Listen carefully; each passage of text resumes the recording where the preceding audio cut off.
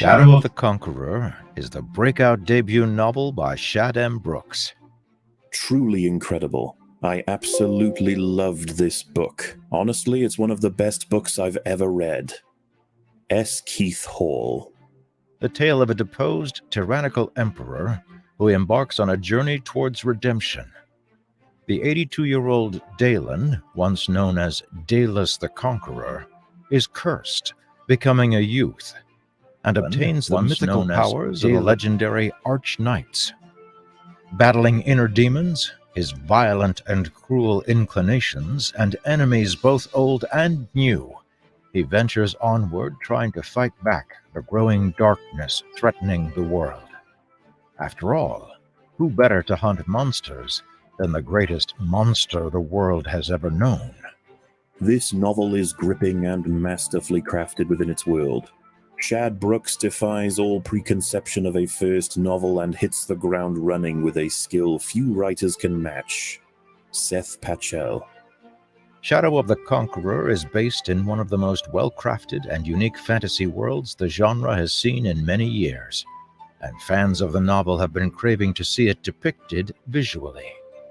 This is easily one of the most compelling works of fiction I've ever read. I could go on and on about how original the setting is, or how many times I was nearly brought to tears, or how absolutely riveting the action is. But nobody wants to read a 10-paragraph essay, so I'll keep this short. 10 out of 10. Michael. Now, Shadow of the Conqueror is coming to you in an epic graphic novel adaptation with the incredibly talented art of Mike S. Miller. This will bring its dark, confronting story to fans and new readers alike in another beloved format, making the story more accessible than ever before, and enabling current fans to enjoy it in new ways. I was engrossed in the tale of the Conqueror. I laughed, cried, growled with anger, and shouted with joy. But also during this entertaining ride of emotion, I came away with mental growth and new perspective on the human condition. Andrew Johnson. Mike is a 28-year veteran of the comic book industry, famous for his work on DC Comics' Injustice 30 series years. and George R.R. Martin's Game of Thrones-related graphic novels. I've read so many novels I've lost count, fantasy genre or otherwise, but in my opinion, this is one of the best. Seaton 425. The author of Shadow of the Conqueror, Shad M. Brooks, has been a fan of both comic books and Mike's work for many years, and is thrilled to be working with him to bring this graphic novel to the highest standards possible. I don't typically listen to audiobooks multiple times, but this is my 4th time through and I'm loving it more each time. Highly recommend for anyone who loves fantasy action stories. C. Barker. The book will be separated into 4 graphic novel volumes. This first one, entitled Enemies of Self, has 48 pages of stunning art visualizing the amazing and unique world of Everfall with some of the best work Mike has ever done. It must be admitted that there was a large amount of skepticism when this book was recommended. However, a story that would leave the reader hooked and begging for more was not something that was expected. The overall plot and flow of the story was simply phenomenal. I highly recommend this book. It is filled with action, humor, love, hate, science, and the psychology of the human condition. History Rewriter. Separating the book into 4 volumes gives great opportunity to adapt more of the work and even add new content not seen in the original novel. Far from being given secondary regard as a token adaptation that doesn't accurately represent the source material, the graphic novels are being made with the intent to form a crucial part of the Everfall story, revealing fascinating aspects to the characters and world not found in any other format. Powerful and gut-wrenching. I laughed, introspected, winced, wondered, cried, and will be revisiting this world. Michael Larson. At the time of launching this Indiegogo campaign, the graphic novel is completed and ready to print. This is not to fund the creation of the graphic novel, but to give you the chance to get your hands on it. We will be able to place the print order as soon as this launch campaign ends, and you will get the graphic novel in your hands much sooner without needing to wait for the graphic novel's completion. With the launch of the graphic novel, I'm very excited to announce that during this Indiegogo campaign, I will be releasing a refined version of Shadow of the Conqueror as a second edition version. This is not the sequel, but a more refined and polished version of Shadow of the Conqueror, with an incredible new cover made by Chris McGrath. The second edition will at first be an exclusive in the Indiegogo campaign, where you'll be able to get your hands on a limited edition version of the second edition novel with the graphic novel covers, which will not be available ever again once this launch campaign ends. And in addition to this, we've gone even further and made premium, high-class, display-quality, collector edition, leather-bound versions of the second edition novel and graphic novel, both of which will be available for a limited time during this launch campaign. Way better than I thought it would be. Bought because I watched Shad on YouTube. I never thought his book would be as good as this is. Kind of blown away. Jevin Curley. With special collector edition covers and limited Everfall merchandise, this is your one and only chance to secure these special versions of this phenomenal epic fantasy graphic novel. Just because the mainstream comic book industry is declining in both quantity and quality, doesn't mean we still can't make great graphic novels for those who love them and attract new fans to the format. Please share this Indiegogo campaign with as many people you feel would be interested and who would love to enjoy such a visually stunning and emotionally riveting story as this Chronicles of Everfall, Shadow of the Conqueror, Volume 1, Enemies of Self. It did. Sorry, that's such a long intro. Wow, did the quartering narrate that last part? He was talking about that fast. Once I started playing with the speed, it's like, good evening, good afternoon, good morning, whatever the case may be. Welcome to Blacklist Universe. Andor doesn't suck, and Bros blows. I haven't seen episode 4 yet, and I guess episode 5's coming out pretty shortly. So. Oh, good. I can't wait. You know, it's a very interesting, poorly paced show that's just still really good. It's like it should just, the whole thing should be one movie, like a really long movie. Because like it probably was designed to be one movie. Something like, because where they end the episodes, it's like, it's not a good place to end the episode. You should have, you might have ended it 5 minutes earlier or 10 minutes earlier, or added another 10 or something. But they're like, no, these all have to be the same length. And it's like, the story is not working out like that. But like, I feel like they could have skipped the first 2 episodes too. Like if you just got in with I don't 3. know.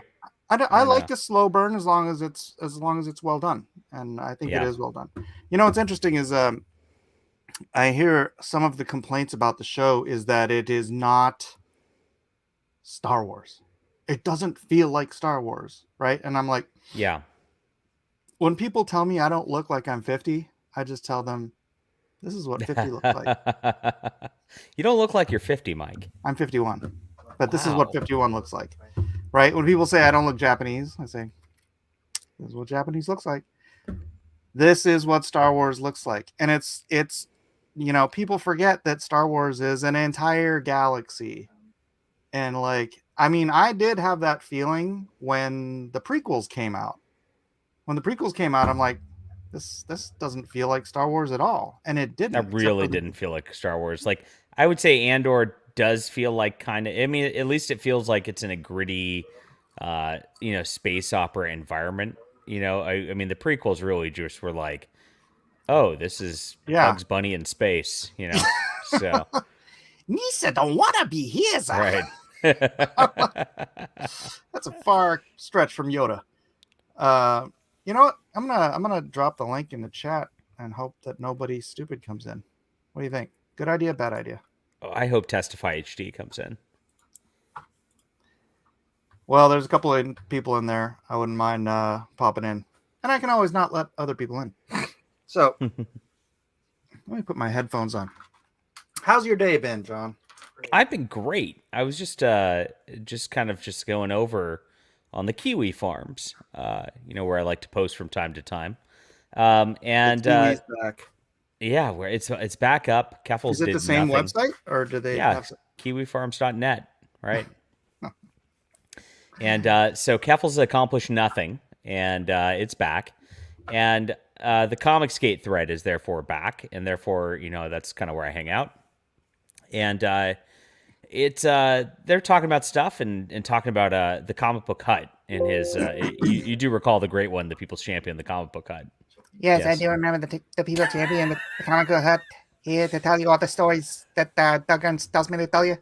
Yes, not anymore. Yes. Now Not he's anymore. anti-Doug Not anymore. Ernst. I Yes. am recovering Ernstaholic. An Ernstaholic, yes. So the comic book hut made a comic book himself over the last year, if you weren't aware of that.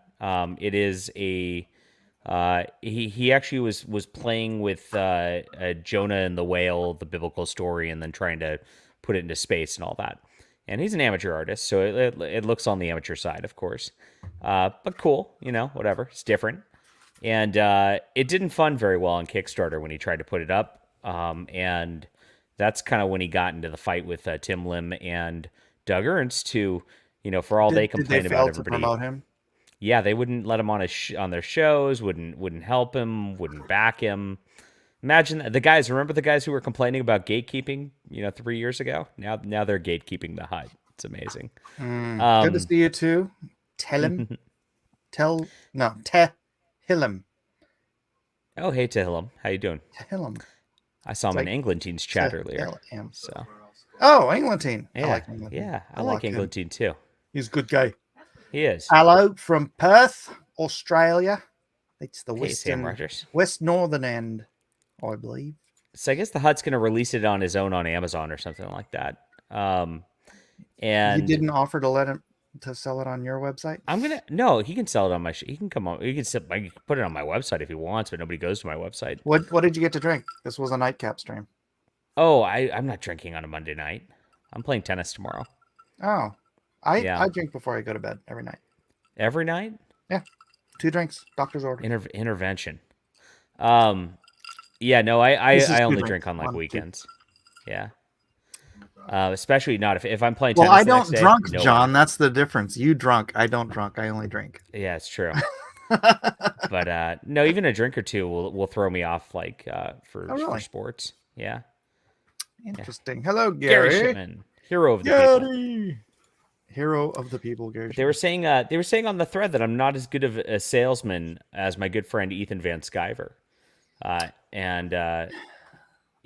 which is true. That's absolutely true. But I was saying, you know what? I would happily have the hut on my show if he wants. And even though I'm not as good of a salesman, I'm learning. We are learning this trade, and we're learning YouTube. Where it's all together, and I'm learning what I can from Ethan, learning what I can from you. Learning what I can from Ripa, and trying to put all of it together in my own style. And today we did something awesome. We raised $500 on one stream for a gal and her cancer treatments to help her out. Yeah. So sorry, $500. We did good. I know it was great. So I just I wrote you why I couldn't come on. I felt I would be a detriment because I don't believe in chemotherapy. I think that's poisoning the body, and there's natural ways to take care of cancer and fight that off. And I tend to agree with you on that because I just seen how disastrous it is. But yeah, but and she's not even her cancer. medical She's choices. pre-cancerous. Yeah, and taking chemo, which is destroying her immune system, which is Right. probably going to end up giving her cancer. but I already. But she does say that she needs it, or bad things happen. It's Well. I don't know. I There don't was an trust Australian. doctors. Speaking of Australian, there was an Australian study done a while ago on a plant called wanabana, better known as soursop. Well, I don't know if it's better known. Also known as soursop, and it's a tropical fruit that Australian study showed had 40,000 times the effective treatment of chemotherapy, and it's a freaking fruit.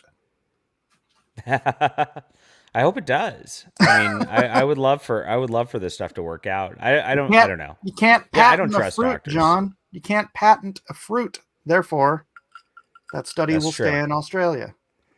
We do have a horrible sort of industry of medication at this juncture, and it's about the industry and actually doctors.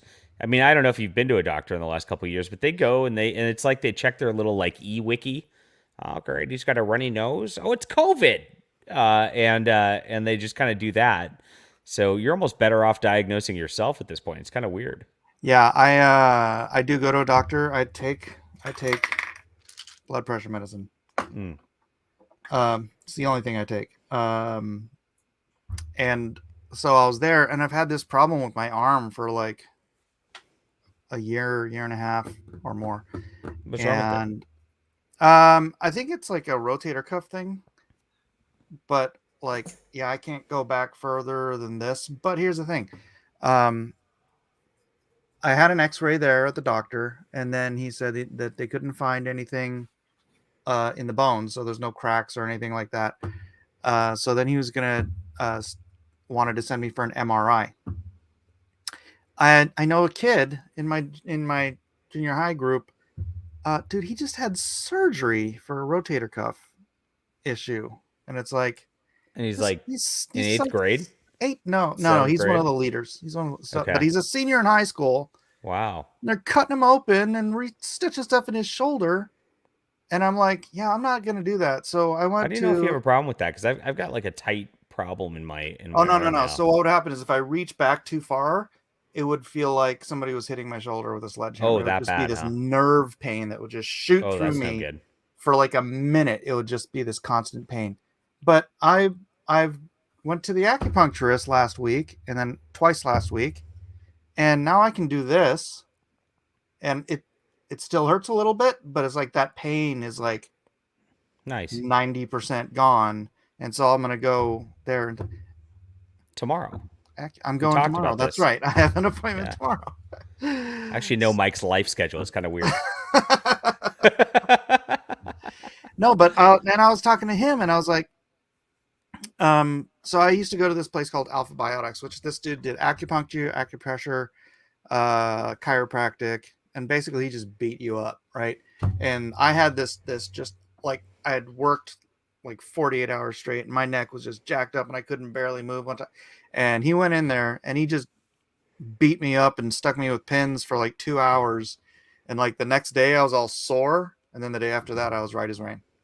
Right. I actually kind of like acupuncture. I haven't done it in a lot of years, but like it did really. I've got very like tense forearm tendons and things like that, and it really did help relax those quite a bit. So interesting stuff. I don't know what I think about chiropractors. Like I'm. Yes, I do, Gary. Is it a placebo or is it like does it actually help? I can't tell. No. I don't like somebody grabbing my neck and doing this though. That really bothers me Oh, that's the a great lot. one. Oh, I just did it. You hear that? Oh, it's awful to me. Yeah. Yeah. So, anyways, this guy, I was asking him because after my nephew died, my other nephew and my niece both suddenly developed scoliosis. It's like, gee, what happened that gave them scoliosis? It's like the stress of their brother dying. And I'm like begging my brother, I'm like, take them to an Alpha Biotics up there or something, because, and you know what he ends up doing? Getting her freaking spine fused. Oh I'm like, no, what that'll are you really wreck doing? Yeah. you. And it's like, and then I even just talked to this acupuncture guy, and this guy's been doing acupuncture for 57 years. He's 78 years old. He was John Lennon's acupuncturist. He used to have an office in New York, and he was just like, he didn't even have a listed phone number, and he was booked 6 months in advance with all like the celebrities in in New York. But he lives here now. And I was asking him, I'm like, so scoliosis is just your muscles pulling your bones in the wrong direction, right? And he's like, yeah. It's like your bones don't do this.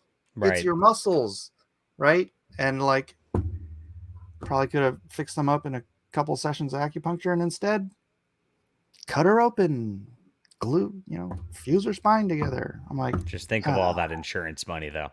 yeah, Mm. yeah, and think of all the limit on her mobility for the rest of her life, and she had to wear a brace, a spine brace for like years. It's like, I don't know. I hate Western medicine. I really just distrust it on so many levels. It's gotten really bad. I mean, it's to the point where I will do anything to avoid a doctor. Yeah. Really. My Kaju Kenbo instructor says I'm way too tense. Kaju Kembo. Oh, this guy is also a oh my gosh. I keep wanting to say Akira, but it's not Aikido. Aikido and Kendo instructor. So he teaches the samurai sword and he teaches Aikido. And I'm like, well, Oh, you that's fix my arm, I'll start taking Aikido from you. Super cool. Yeah. Listen to these grumpy old men gripe about aches and pains. Is that what I we're know. doing here? I know. Yeah, it is. That's what's happening. That's too bad. But yeah, okay. So Andor's great. Okay. Okay, it's not great. It is really good though. It's not like Yeah, I'd I go want to good, see. not great. I can't wait to see the next episode. Right. But I just think they're pacing it wrong where they're ending the stories. But I like a slow burn. You know, I've talked about this. Thunderbolt and Lightfoot, right? That old Clint Eastwood, Jeff Bridges movie. It's a super slow burn, but man, it's such a fantastic movie. So I I have no problem as long as the story is compelling and well written. It can take its time to get where it needs to go. To me, I just don't trust them to really stick some like big landing that's gonna really make it really pay off, though. Especially since it's a prequel and we kind of know how he ends up already. That'd be a very difficult task. Well, that all we know is that he doesn't end up dead by the end of the story. And he ends Pretty up kind much of like a rebel informant. Yeah, but here's the thing: 99% of the movies we watch, you know that the protagonist is not going to end up dead, right? Kind of. I mean, you know it, but it's not guaranteed. This is guaranteed. It changes things. Okay. Very difficult to do prequels effectively. You haven't seen Godfather 1. Yes, I have. You haven't seen freaking, I don't know. You haven't seen a movie that you know there's a sequel to. Are you not going to say, "Oh man, I don't want to watch episode 1 because that guy's in episode 2"? Yeah, that's a good point. I don't know. I would you might watch Evil Dead 2 and not watch Evil Dead. Well, they just remade Evil Dead for Evil Dead. It's the same movie, but with bigger budget or whatever. Edwin says, I would be interested in seeing Mike get smacked around with a bamboo sword. That's quality entertainment. Thank you, Edwin. I appreciate that. Feel free to come in. Shadow Sentry, I don't think that's actually Eric, says, it seems so encompassing beyond just his character politics and other character perspectives, etc., that I think it shouldn't have been titled Andor. That's a fair point. It is really interesting. That I know it kind of might seem a little pedantic to some people, but the politics within the Empire, when you don't have Darth Vader around to kill you when you step out of line, I'm really intrigued by that. It's like all these people sniping at each other for positioning. The little corporate interests and all that. Yeah. And I'm like, I was actually talking to somebody who's like a big one of those like Star Wars fans who like goes to the gatherings, you know, and flies across the world to like the big Star Wars expos. And because I'm really not that into Star Wars, but I was like, it's kind of weird having this like corporation that's like kind of controlling everything and messing around on all these planets. And she goes, no, it's not. She's like, if you read the novels and the tie-ins, and I'm like, oh, okay, well, I don't. All those things were apparently wiped out of canon, right? Yeah. But no, I like it. And I like how the Empire just comes in and says, "You guys screwed up. We're taking over." It's like we'll let you, run the ship, which was exactly what the first episode, like the commander dude, he was warning about that at the very beginning. Yeah, let it lie. I guess that's an episode 4 spoiler that I haven't seen yet. That you just gave me. Yeah. Oh, sorry. I thought you said you haven't seen. You were waiting for episode 5. No. So we were gone over the weekend. It was my kid's 9th birthday. So happy birthday too. We went out. We took him down to Santa Cruz. And did the boardwalk thing down there. Got him a Santa Cruz skateboard. So he thought he was all cool. Down to Santa Cruz. What city do you live in? I live up in the Bay, so Santa Cruz is just south of the Bay. Yeah, I know. I grew up in San Jose. Okay, I'm north of San Jose too. I'm like by Walnut Creek. Oh, okay. All right. Yeah. So we did that for the weekend. It was real nice. He really liked it. He thinks he's awesome on his skateboard, and that's it. Yeah. So we did that instead of watching Andor this weekend. Yeah. But You ever we'll been to the get to it. Cove? Oh yeah, the Cove's cool. Yeah, that's where we always used to go hang out. Are you a that was our surfer guy? beach, Do you dude. have like a surfing background? No, You not at seem all. like you'd I be was a a surfer. skater. I was a skater. Okay. Not a very good one, but I did get to hang out with like Steve Caballero and Salmanaga. Salmanaga grew up with me, Oh, and cool. yeah, a bunch of the guys from our skate crew went pro, probably because Steve was part of our group, and I had a ramp in my backyard, and so I had like, you remember Corey O'Brien? I don't know how you're the same age as me, so if you were into skating at all, I'm you know not. all these guys. Yeah, But yeah. yeah. Yeah. So, but yeah, I'm still friends with Steve to this day. He lives up in Oceanside now. So, Oh, cool. yeah, he's been in the house. I'm so lazy. He has a Tuesday night art group, and he said I can come up and we could do. I just never. Driving's really It's difficult. 45 minutes away. You can't pay me to drive 45 minutes. Yeah. I'm dead serious. No, Nano Reaper. I actually never met Tony Hawk. Who all did I meet? Ray Barbie, Steve, obviously. I had the Tony Hawk PlayStation game though. It was great. I used to play Steve's 720. He had 720 in his garage, like when he was living at his mom's house. Like he had the garage they retrofitted the garage to be his place, and then he had a ramp in the back. And this is at his mom's house.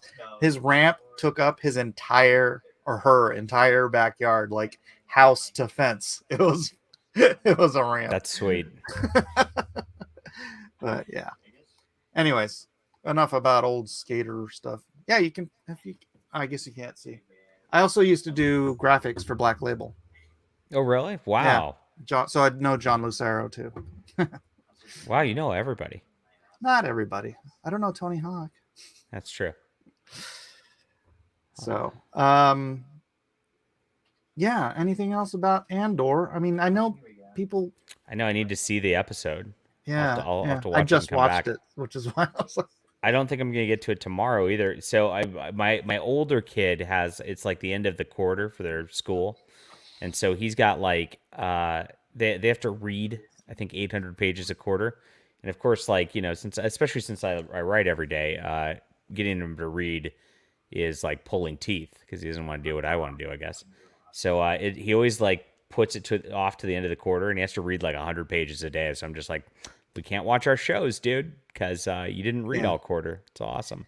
Yeah, my son, this one, Isaac, I don't even have to tell him. Well, I do occasionally have to tell him to do his homework, but usually he just does everything on his own, doesn't ask anybody for help, gets straight A's. That's great. That kid's on autopilot. That's amazing. Micah, Not so much. Not so much. Yeah. But yeah, I had a little chat with him today about how I just learned this. It's not that smart kids read, it's that reading makes you smart. Reading creates, because your mind, and this is particular to like novels and stuff where you have to imagine what's going on. It Especially funny books. No, not things with pictures. Just novels. Because You say that. Well, I'm just telling you. But I've read this, Mike. And it made you smarter. It made me smarter. All right, let me finish the point. So reading, actually, because your mind is creating images and stuff, it is creating synapses, and you're actually building brain short story. And it literally makes you smarter. The more you read, the more you're developing your neural network and making your brain a more active and useful tool. Now you may talk about ISO. How much smarter did ISO make her? Like at least 10% smarter. So yes. When's the review? I'll record it tomorrow morning probably. So yeah, I don't have enough energy tonight to like do a nice like rah video, but yeah. Yeah, no rah-rah tonight. No rah-rah. Pretty good. Pretty, Pretty, pretty, pretty, pretty good. pretty good. I gotta catch up on that. I've missed so many seasons of Curb Your I Enthusiasm. binged the whole thing like like this year. Oh, really? And it was delightful the whole way through. Like I didn't get bored of it. I didn't get sick of it. It's just like it is He's just so that funny funny, all the way dude. through. He's so Yeah. freaking funny.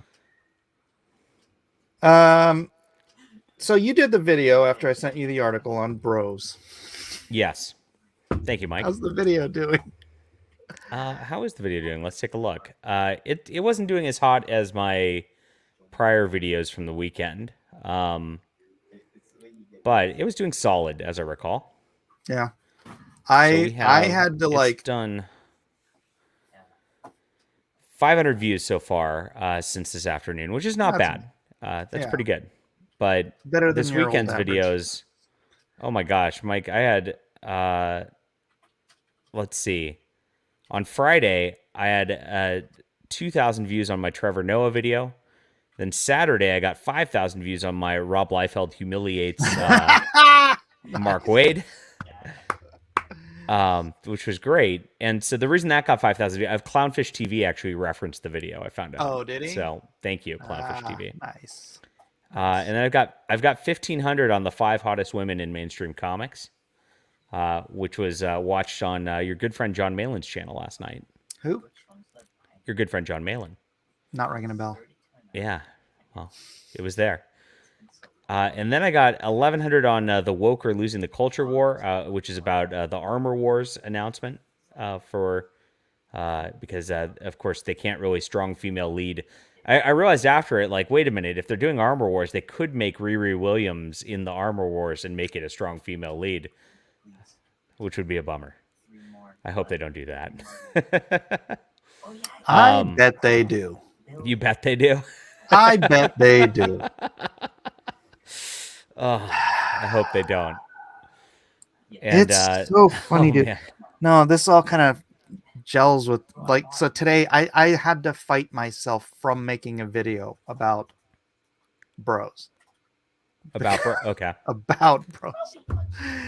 So for those of you who don't know, and I remember seeing the trailer for this in a movie. I don't remember what movie it was, like months and months ago. And my kids were with me, and I'm like, well, that's gonna tank. I'm like, I said it really loud so everyone in the theater could hear me. And what did it do? It tanked. $5 million Amazing for its opening weekend. And it's like, what the hell do you expect? And I posted this on Twitter and on your video. Hollywood literally thinks 50% of America is gay because 50% of Hollywood is gay. Yeah. And therefore, obviously, that expands out to, Kalamazoo, Michigan, and well, they want to Kansas force City, it so Missouri, badly, and right? they really think that, like, because they've gotten to a point where a few activists have changed laws and things like that, that they've got enough of the population to sort of like be in on this, and it's just not the case. It doesn't flipping matter how much you can change every law in the country. You can have gays on every TV show, whatever. Which they do. You're not gonna get straight dudes to go see gay dudes make out. Yes. It's I'm sorry, but I'll just say it. It's repulsive. It is. Like, I don't even mean that in a derogatory term. It is physically repulsive to a straight man to watch gay dudes make out. There's nothing wrong with that. And there's nothing wrong with that. It is your natural. Ask any child. Ask any child, and it's cooties. It's grown-up cooties. It's what it is, and it's just it's a natural repulsion because it's just gross. It's just like, okay, I can't go there. This is a Christian channel. I mean, you should have honestly made your video, and you should have been like, "Pride is a sin." No, but I didn't. I was sitting there. I'm like, if I do this, is it gonna get dragged back into doing the YouTube videos and all of this stuff. And I like live streaming and chatting stuff, but I don't want to dedicate my time to making videos like you're doing, right? God bless you, John. You're doing it's yeoman's painful. work. It's Well, painful, right? It is, but it is a however, chore.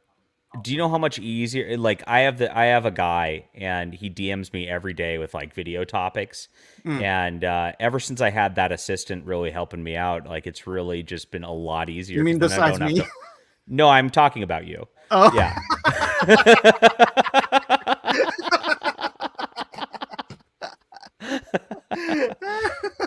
It really is so much easier not to have to go hunt for topics, and it's like, oh, there it is. Thank you, Mike.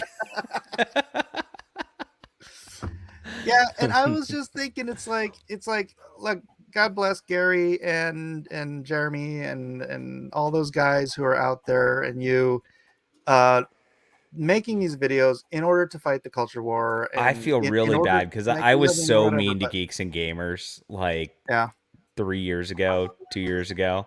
Yeah. And like I get it now, you know. Yeah. I get it now. It is. And you know,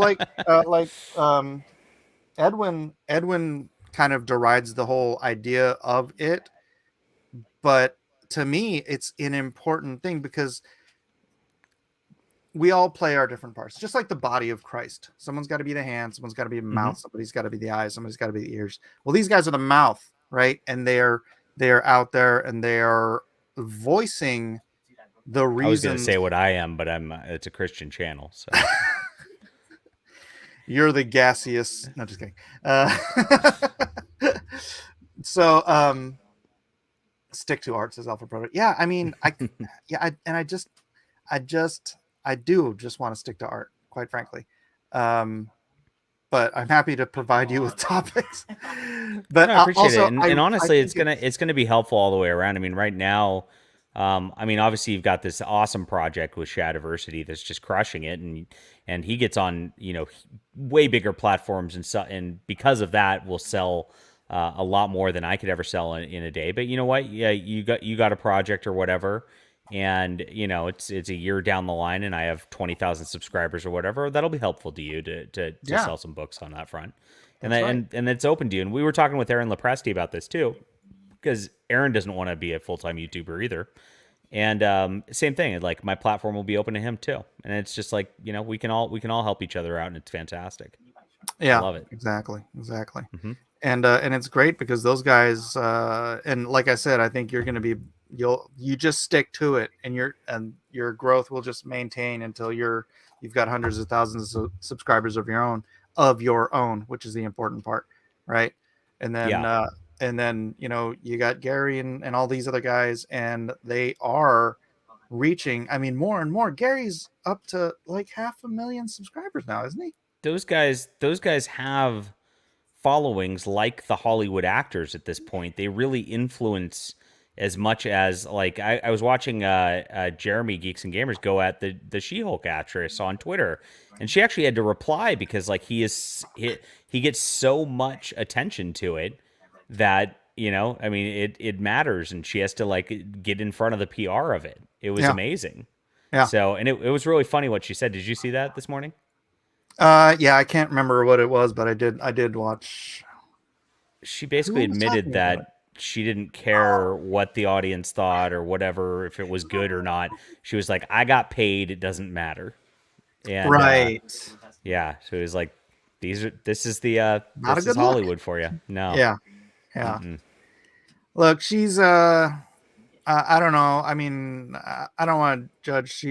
She's in a situation where she's having to deal with people who are, you know, attacking her show, right? And it might have been a little tone deaf, but I don't think she's necessarily, you know, a bad person or anything like that. No, we don't know her or anything like that, but it definitely is a tone deaf thing, especially and she probably doesn't even know that like the last 3-4 years, the audience just feels like these companies are taking craps on them. And, you know, from that perspective, like, I mean, it's pretty bad to hear something like that from one of their like major faces. But she probably doesn't even know it because she doesn't even pays Because attention. I'm not sure. everybody lives on YouTube. No. And frankly, most people live in echo chambers. I mean, most of these Hollywood people don't have a clue, never watched a Geeks and Gamers or Nerdrotic or a John Del Rose video. And it wasn't the way they tried to make it. I don't know what you're... Kevin, why don't you come on here and tell us what you're talking about? Alpha Proto says, channels like Geeks and Gamers and Nerdrotic show people what is wrong. It's up to others to offer an alternative. Yeah, it's true. I mean, I do feel like, like they're I mean, I hate to use the phrase outrage merchants, but that is what sells, right? Yes. If it was them constantly talking about how great everything was, that audience just wouldn't be there, right? I mean, there would be an audience.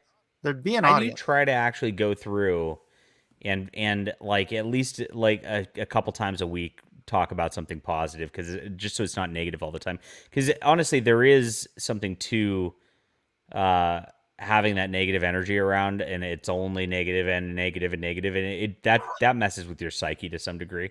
Yeah, it's fun watching way. them, because they, like, once a week they get together and talk about House of the Dragon to sort of reset, because they're also happy with it. Which is true. House of the Dragon, which I haven't watched. Fantastic. Yeah. It is fantastic. Much like She-Hulk. No, just kidding. Much like She-Hulk. No, I'm gonna throw it out there. I enjoy She-Hulk. Yeah, you've said that before. It's true. I know it's stupid. I do. I know it's stupid, and I can't argue about all the stuff that people complain about. You're correct. But I still like it. I still watch it for what it is.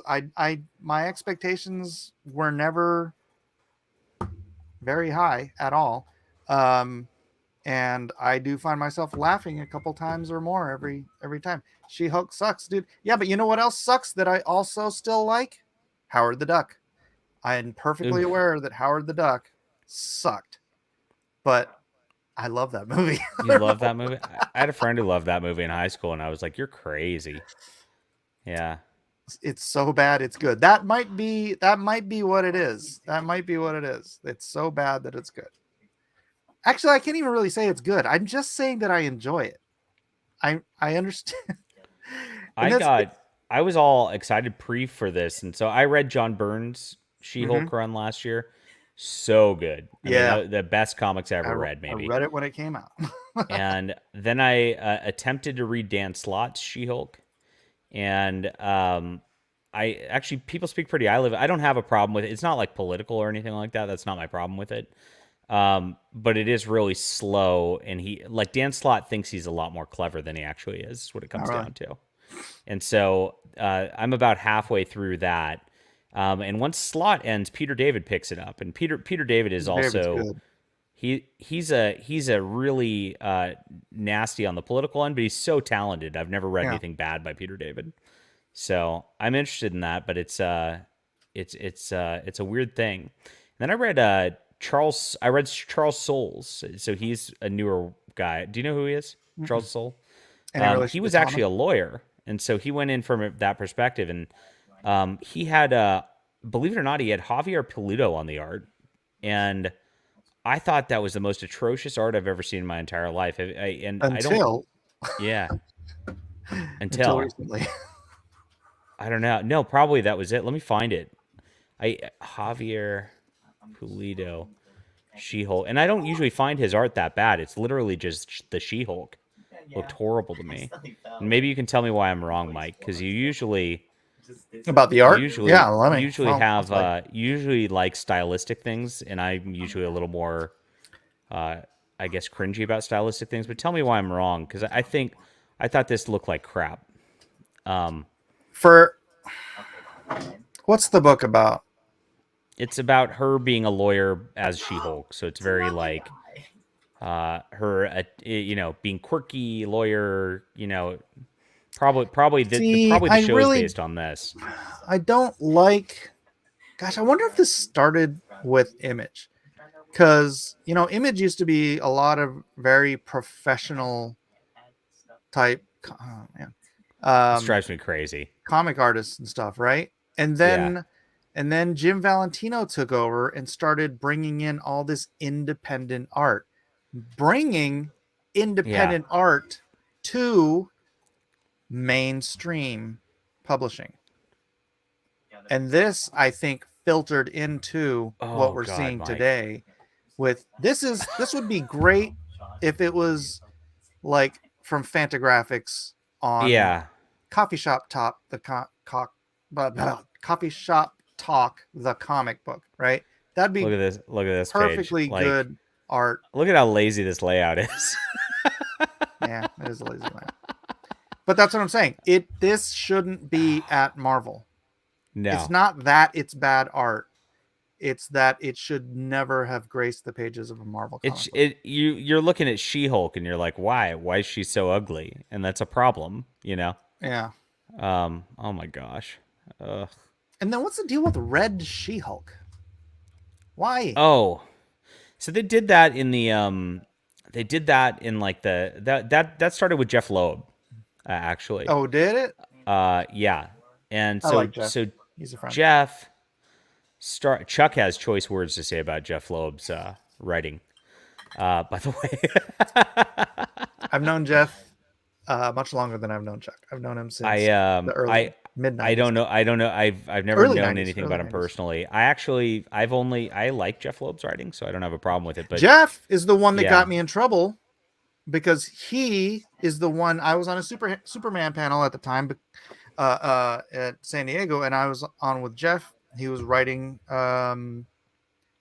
Superman, and I was drawing Adventures of Superman. And I was on a panel, and Jeff's the one that said, I don't know how the context came up, but he said on the panel, yeah, Superman's a Christian. Of course he's a Christian. He's born in freaking Kansas, or he's raised in Kansas, probably by Presbyterian parents. Of course he's a Christian. So I go home and I get on the computer and I go on the DC message boards and I said, well, Jeff Loeb seems to have made it official that Superman is indeed a Christian character. So let's go. And that's when the what they call themselves, the GLA, the Gay something of America, of course. Gay League. The Gay League of America started a letter writing campaign to get me kicked off of JLA. Wow. or to get me kicked off of And DC. now the Gay League of America owns Superman completely. Terrible. It's true. But what happened with that? Like Jeff Loeb created Red Hulk with Ed McGuinness, who's great. Ed's great, and that makes sense because it's Ross, right? So who's Red She-Hulk? Betty Ross. And so everybody in that stupid Hulk book just became a Hulk, and it's kind of like, there's too many Hulks now. And then there's like Asian Boy Hulk, like Isn't that he came gay? from Greg Pak. Asian Boy Hulk? Yeah, Hulkling's gay, right? Probably, I think so because Greg Pak. I mean, he's a big SJW. So he's one of them gays, right? Yeah. So I mean, that's the problem with everything though. Is they don't just like leave it at a character or two. Like they have to make every character into a Hulk. Now it's like every character is a Spider-Man, right? There's Spider-Gwen, Miles Morales, Spider-Man, Silk. There's all these other like Spider-Mans out there. It's like, come on. Once you do that, you make your characters not special. Yeah. They're not special anymore, so they're not interesting. So, yeah. Amadeus Cho. Mm. Yeah, because doesn't he have a thing with what's the other character, Wiccan or something? Oh, probably. Yeah, I think he's got that gay thing. Braun, totally awesome Hulk is not gay. No. Okay. I know there's a gay couple in that Young Avengers. Oh, Hulkling is not the same as that. Oh, he's not? Those are two different characters. Yeah, no, there's more Hulks. Are you serious? You're confused because there's too many Hulks. I got my Hulks confused. Yeah. No, the Young Avengers. I remember that because I was actually in end of high school or early college when Young Avengers came out, and I was reading it, and I'm like, okay, cool. Oh, they're a bunch of gay stuff, and I dropped the book because I didn't want it. Yeah. Oh, Hulkling is a Kree? Yeah, something like that. It's been a long time. I don't remember it too much. But he wasn't actually a Hulk. Yeah. I'm so glad I Marvel don't do jumped the commissions shark. anymore where I have, like, I'll be at a convention and someone will ask me to do some friggin' stupid gay thing. And I'm just like, Did you ever say yes? no, I'm not going to draw two guys messing around with something. I'll draw a gay character. I have no problem with that, but I'm going to, there's a reason I ain't going to see bros, bro. Huh. Painful. Gay for pay. That's right. Cake. Mike S. Miller Cake Bakery. Oh gosh, you should That's make right. T-shirts of that. I wish. Oh man, I wish my believe the biology shirt was clean. I could have wore that instead of my. That's a defund the pretty good IRS T-shirt. shirt. I like it. The Yeah. defund the IRS or Yeah. the other one. Defund the IRS. Yeah, I got this from libertarians.com or something like that. I don't remember. But yeah, those are my topics du jour. Do you want to go through any of your videos? Do I have any topics? Any of my What- videos? Yeah. I was What just talking was about your best one? The Rob Liefeld one? Rob Liefeld was big because that hit on Clownfish, yeah, and of course, and then everybody wanted to talk about that subject too because everybody likes to dunk on Mark Wade. Yeah. I've never talked to Mark. Have you talked to him before? Have Yeah, I you, used like, to work with engaged him. I worked with him on Okay. JLA. Oh, you yeah. did? You Yeah. worked with him on JLA? Yeah. That was really his. So His JLA as a run was person- fantastic. Yeah, Mark that's what I was Wade about to again. say. As long as he's not, and I don't know. I've never read anything by him that he put his politics into. But he's Captain America from fantastic writer. 2016 or so Mhm. had a little bit of that, a little bit in it. Really, But beyond that, like because I think he worships comics more than his ideology. I think he does too. He's a big nerd. Yeah, huge nerd. Huge nerd, and he really is into like Legion of Superheroes, you know. So he's like into like their like future history and all that. But that's another story. But I've read a lot of Mark Wade growing up, and even to, like, I mean, his stuff's really good, and I really want to like him. But I mean, every time he seems to open his mouth, he just seems to just be awful. Like, it's really difficult. Dude, the fact that he does that in his personal life, he's so vociferous about politics in his personal life, but it's so even-handed in his work. Dude, that to me is like, that's what we ask for in people. Right. It's like, leave it out of the work. You know, you can be as crazy cuckoo left-wing as you want. Just leave it out of the work and give us good product. And that's what Mark Wade does. I've never had a problem with Mark on a personal level. Okay. Right? That's good. Yeah. Unlike Rob Liefeld. Apparently. I mean, I have heard the stories about him being kind of a crazy person, but I've never encountered that. So I have no personal experience with it. Right. And he's always been very kind and cordial at conventions when I've seen him. So That's good. yeah. Yeah. I wonder if he'd come on my show. Maybe he went on Ethan's. That didn't go well, though. It did. It did? Yeah. Go watch his interview with him. I think it went well until it did. It went weird after, though. Like, after was a it big aired fight. or something, probably. Yeah. Because, yeah, Ethan was on there just praising Mark as like the greatest thing since freaking sliced cheese. It was I mean, he's really good. He Like, is. He really He is. is. I mean, honestly, the single writer in my 30 years in this industry who understood how to write a comic script the best. Like he wrote 4 comics. I don't know how else to express it. He was just I got his script and I was like, I know what to do. Yeah, I know what to do. This Interesting. is so much better than like everybody else I've ever worked with. And I worked with J.M. DeMatteis, you know, so it's like I like him too. It's not like I worked with bad writers my whole career, but yeah, I like him too. But yeah, so yeah, I know he's kind of had issues with everybody or whatever, but Not with me, so I have nothing personal against him. That's I good. disagree with his politics vehemently, but he still turns in fantastic work. So seems So like as an artist, like so I read so I got the absolute edition of The Killing Joke, the Alan Moore big one. And they've actually got Alan Moore's script in the back of it. And I read it, and it's like each panel is like a full page that's like of description. that's like Neil Gaiman. Does that make you want to? They put Neil Gaiman put the scripts in the back of Sandman, and I'm like, this is like a paragraph for one panel. I'm like, I would hate that. I mean, if Or you not a got that, would paragraph, you but a just be whole like, page. what the heck? Would you be like physically angry at a writer for doing that to you? Yeah, because I don't want to know what the shape of the salt shaker is on the table, right? It's like I'm not really interested. I don't care. Let me It's like, draw a salt shaker. yeah,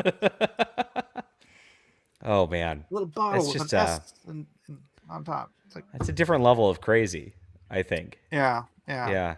but no. Yeah, John DeMatteis was good. I wasn't a huge fan of what we did on Adventures of Superman because it just his work on Spectre was so good. Did you read John J.M. DeMatteis's Spectre? No, work? I've actually never read Spectre. I got the omnibus of like the old Bronze Age and Silver Age. It stuff. was I Hal haven't read it Jordan yet. when Hal Jordan was Spectre. Oh, that's when Hal Jordan Spectre. Okay, yeah, interesting. and it I- was yeah. so good, dude. It was. I mean, They I don't like collect Spectre that stuff. more than the Adventures of Superman stuff I was doing because it just kind of felt like he was trying to do these sort of metaphysical things that were kind of outside of what Superman really should. I think I don't know. I love his work. I don't think he was the right fit for Superman, but that was my writer when I was on Superman. DC's just horrible at collected editions. So it's like a lot of that stuff is like from the 90s and all that is just completely uncollected, and you just can't get it. And it's terrible. They did do a portion of John Ostrander's Spectre run.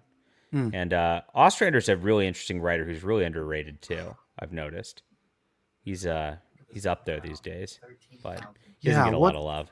What was he doing around the turn of the century? Dark Horse Star Wars. Oh, okay. Yeah. Okay. He did Suicide Squad for a while too. I watched the second Suicide Squad movie. Have How you was seen it? it? I didn't even watch the Well, first one. considering I couldn't get through 20 minutes of the first one, I would say it was 1,000 times better.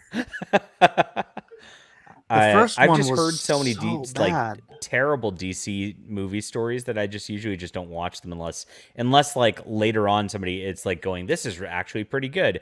Like at that point I'll go back and watch it. But like usually I just skip all DC movies. Yeah, it wasn't. I wouldn't say it was great. I like sort of probably the last half better than the first half. There were some funny moments and all that stuff, but it was very cartoonish, like you know how cartoonish Guardians of the Galaxy is. Yeah. It was like that, but times 5. Interesting. So it was it a a little parody? Did it feel like a parody or like what? just a little too campy, I think. Okay.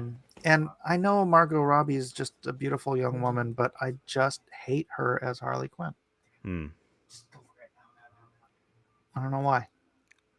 I didn't bother seeing it. Yeah. Now that doesn't really match the comics, right? Like at all, from what I understand. I never read the comics. I never read the comics either. So I don't know. So it wouldn't matter. Yeah. The second Suicide movie was trash.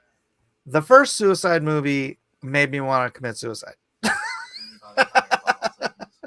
Now, Mike, your taste couldn't. is not aligning with the chat so much. I mean, you're hyping up She-Hulk. You're hyping up this. I'm not getting a hyping little up nervous She-Hulk. about I your admit She-Hulk is recommendations. trash. She-Hulk is garbage. Just because I'm enjoying it doesn't mean I'm suggesting it to anybody. All right. Okay. If you can lower your expectations, understand what it is that they're doing. I mean, look, man, I like romantic comedies and friggin' just stupid stuff. Harry Met Have you heard Sally about is one of my Bros? favorite movies. Yeah, not that. No. You know, it's so funny because it's like it doesn't dawn on them. It's like, you got people that wouldn't go see a Star Wars movie because there's a lesbian kiss in it, right? The lesbian Right. kiss, it takes like 2 seconds out of the entire hour and a half movie, and people are like, I'm not going to go see it. You wouldn't go see that freaking Toy Story thing, Buzz Lightyear, right? No, well, I didn't see it especially either. because I wasn't going to see that. That's a kids movie. I can't take my kids. Yeah, to that, yeah. you know? There's people who won't go to movies because there's this much gay stuff in it, and you're gonna make a movie that's a gay rom-com. Now, lesbian pornos aside, nobody wants to see, and I don't partake in pornos, so that's just a joke. Nobody Porn should wants be to banned. see dude on dude action in any way, No. shape, or form if they are straight. It's just a biological fact. Believe the biology, people. Believe the biology. If you're gay, go do your thing. I'm a Chat's total selling you out. They say you libertarian. like The Last Jedi. I'm Uh-oh. a Last Jedi. Is that the one with the gay stuff in it? I can't That's even the one remember. where Luke's milking the weird cow things. Oh. That's all I remember from it. I've never been a fan of Luke. Here, there's a reason I like The Last Jedi, because I've always hated Luke. And to me, seeing Luke have an actual hero's journey within the scope of this story, to me was, regardless how he got there, how stupid it was for him to turn and try to kill Kylo. Yeah, I get it.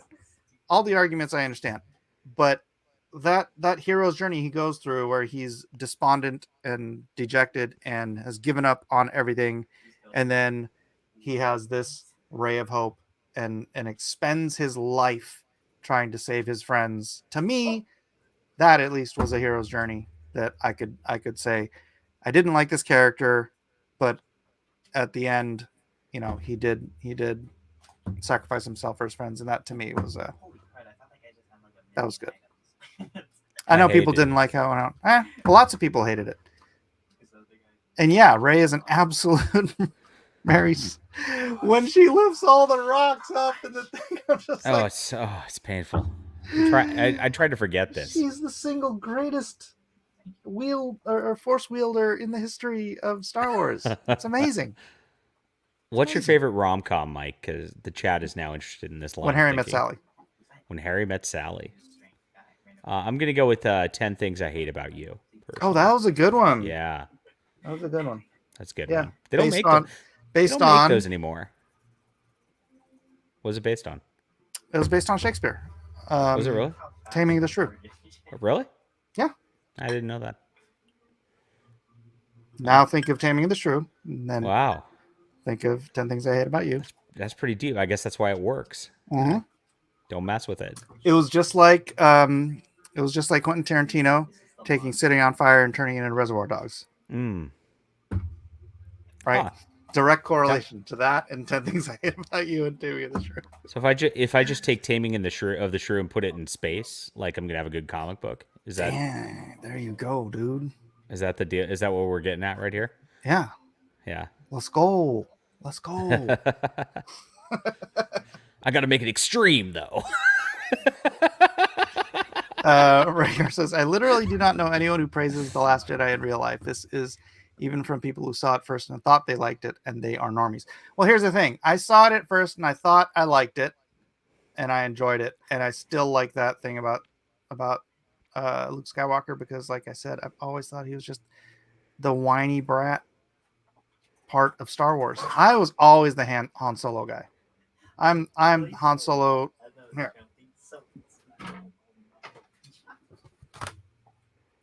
My greatest Star Wars collectible. Oh, look at that. Han Solo's signature, Harrison Ford's signature. Carrie Fisher, Sweet. Han Solo. Both gone now. This thing's got to be worth thousands.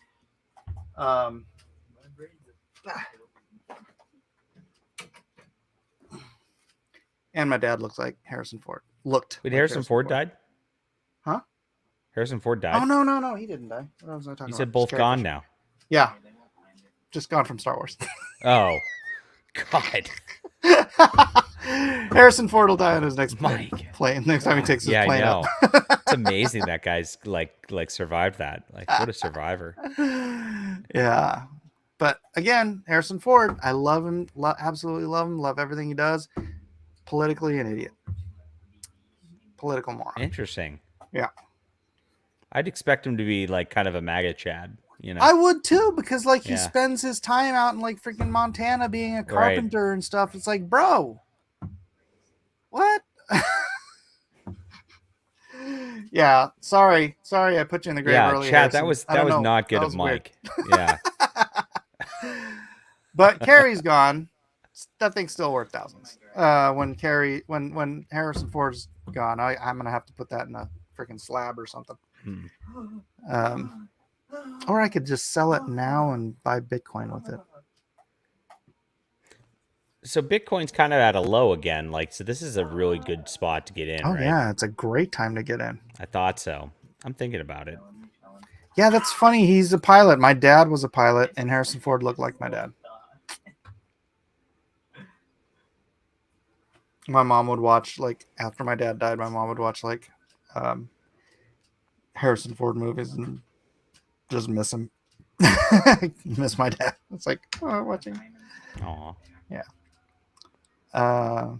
Kevin is laughing at my ineptitude. Thank you, Kevin. Always happy to entertain.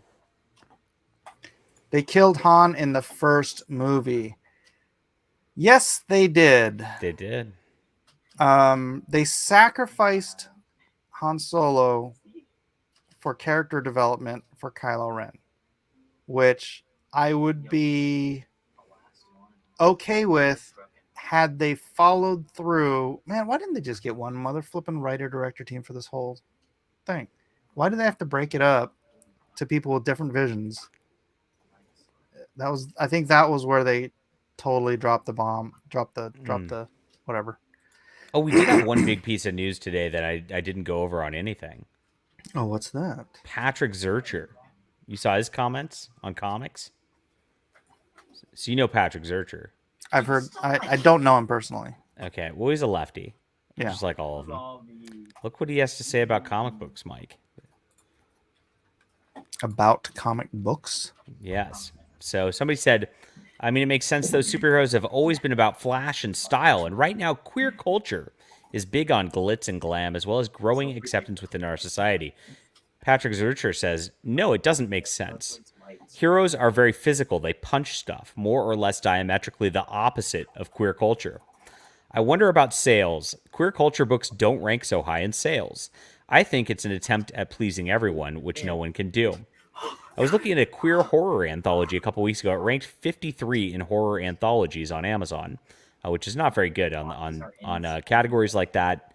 That means it's, maybe selling a book or two a day max. It'll be interesting to see how much the crossover will succeed.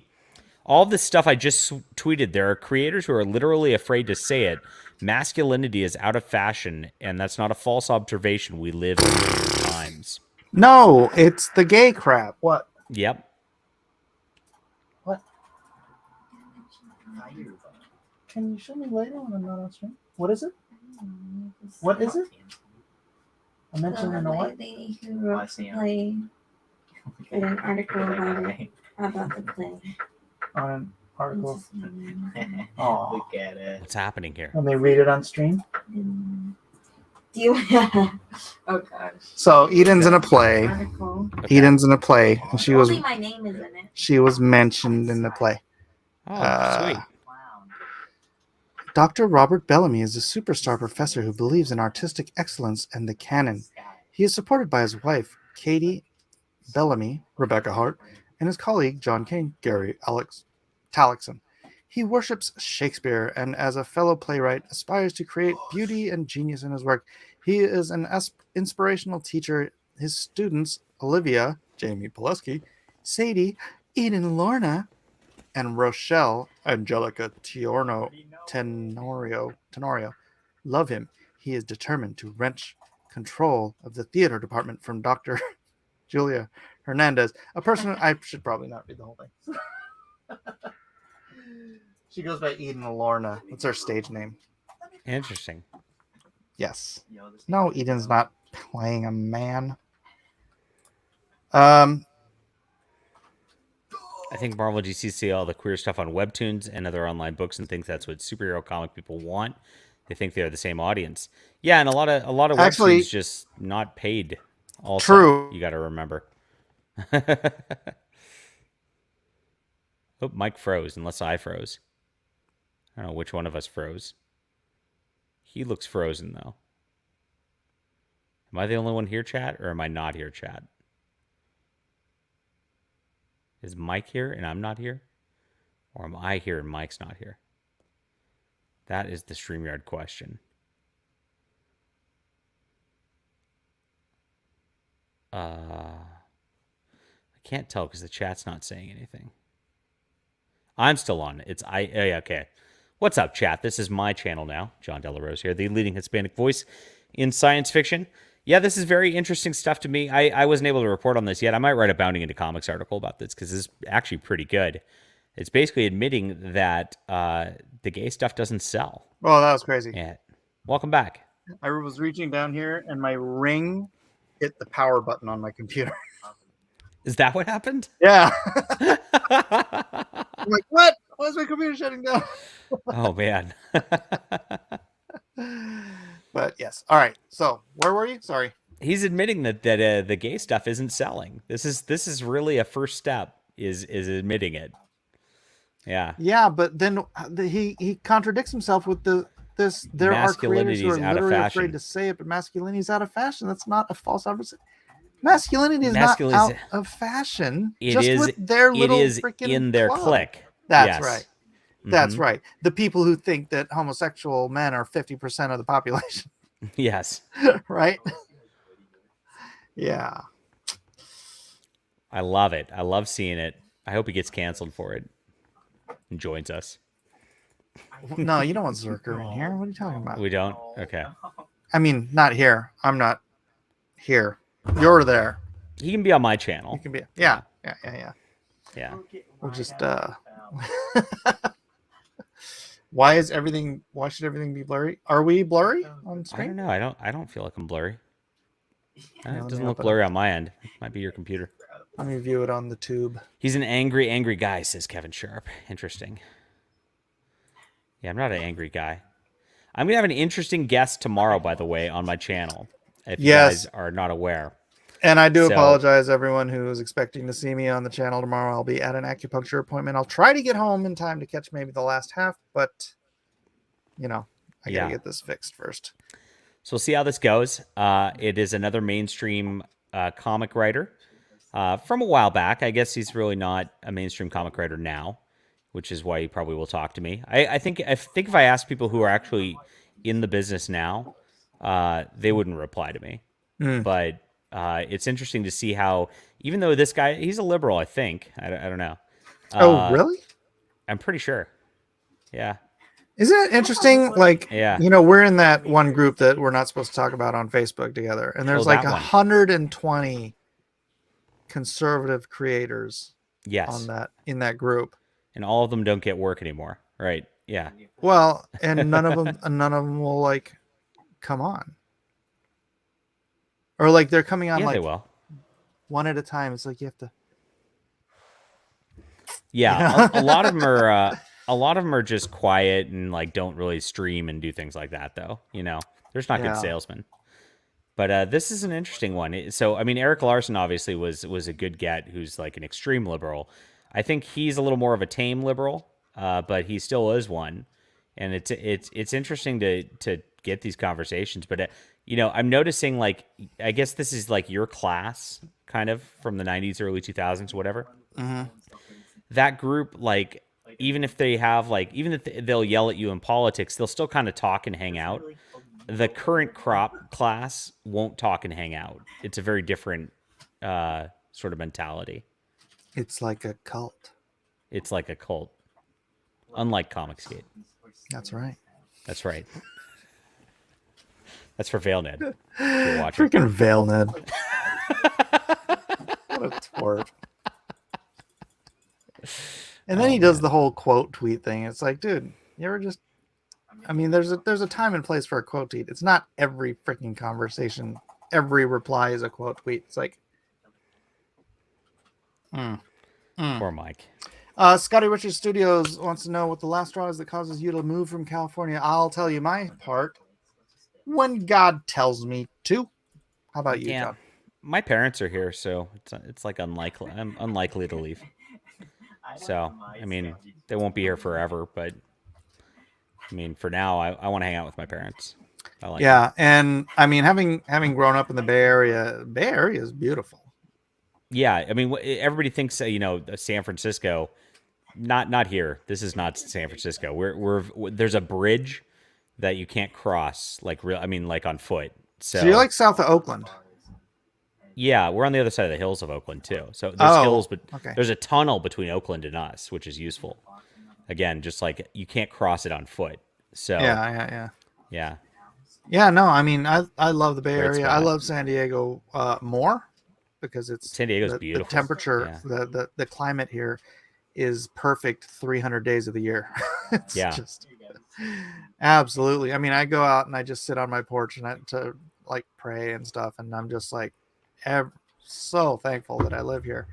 And I'll pay the extra. It's called the weather tax, and I'm fine with that. But no, Northern California. Yeah, my dad moved us up because he said he missed weather. Because when the weather's perfect 300 days out of the year, it's like there's really not that much weather here. I mean, it's like it's maybe perfect 300 days of the year there, but it's like perfect like 270 here. Yeah, but it's like but in the Bay Area, you get such beautiful cloud formations. Right? Just like half the year, right? It's like except in summer, you usually have some just great because of the bay and the Mike is not listening. I am listening. Well, who am I not listening to? I mean, there's only two of us here. To God? Oh, I listen to God as well as I can. I have been the two times. The two times I left San Diego, I believed it was because God told me to, or God. In the first case, it was there was no internet and there was no cancels and there was no anything, but I went from being like busy all the time in comics to like not being able to get work. Like suddenly out of the blue, just everything dried up. Wow. And then my buddy Ben Herrera was already working at Ion Storm in Texas, and he happened to show my artwork to the art director there, and he called me up and he said, "Hey, they want to hire you to do, to work on Deus Ex, to be the concept designer." I'm like, to me, it just seemed like God closing doors in order to open a door. And I'm like, that is just, it seems like a very, very clear sign. And then this other time I left, it was to move to Portland, and I had literally zero interest in moving to Portland. As you should. Right? We got to get the Leprestis out of there. They always talk about getting us out of California. They're in Portland, guys. Yeah, right? Yeah. Exactly. But we were in the Ralph's parking lot one day. We had just gone shopping, and for some bizarre reason, inexplicable reason, my wife and my brother does live in Portland, so there is a connection there. But my wife goes, "Do you think we should move to Portland?" And have you ever heard anything and it sounded like a truth digging into your head, like that statement you just made is like truth.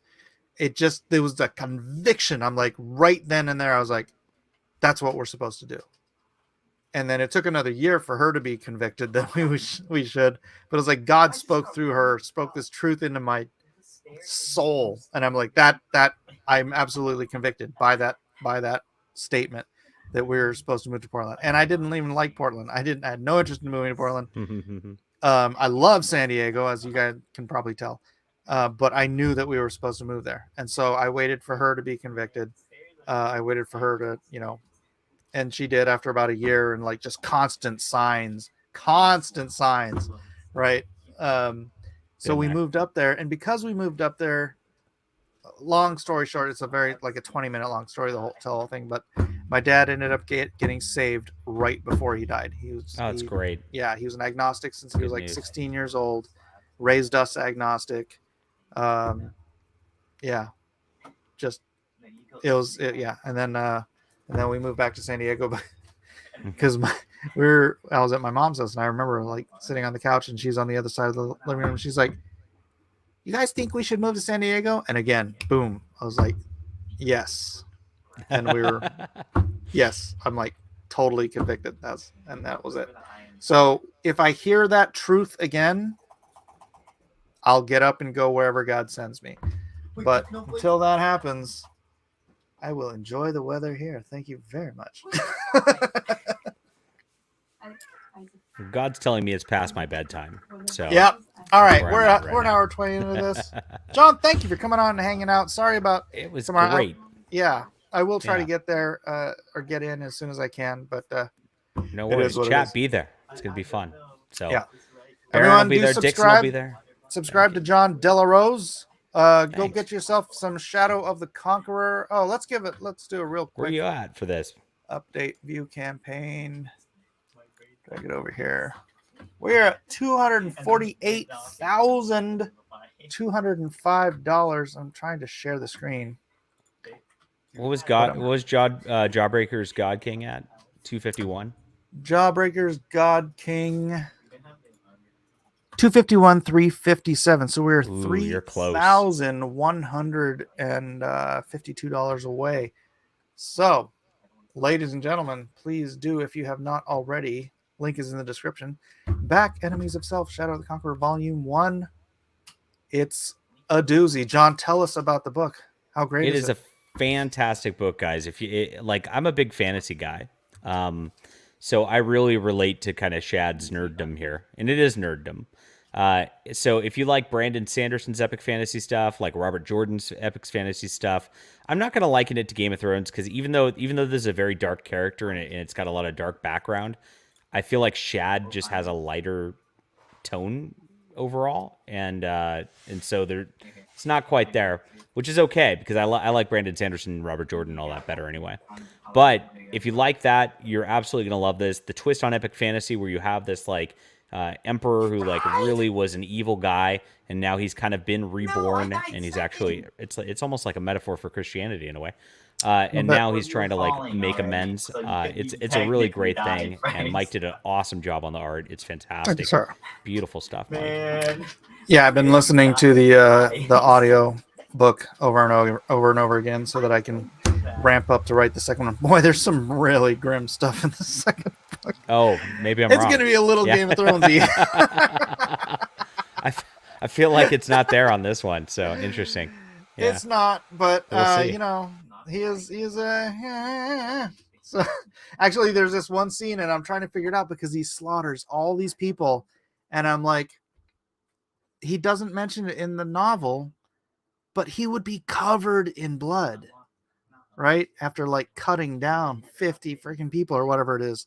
It's like you'd be just drenched in blood, and it's not mentioned in the book. So I'm gonna have to address that with Shad when we get there because it would be just completely unrealistic for him to walk up to the other dudes and be like, "What happened? Oh, nothing."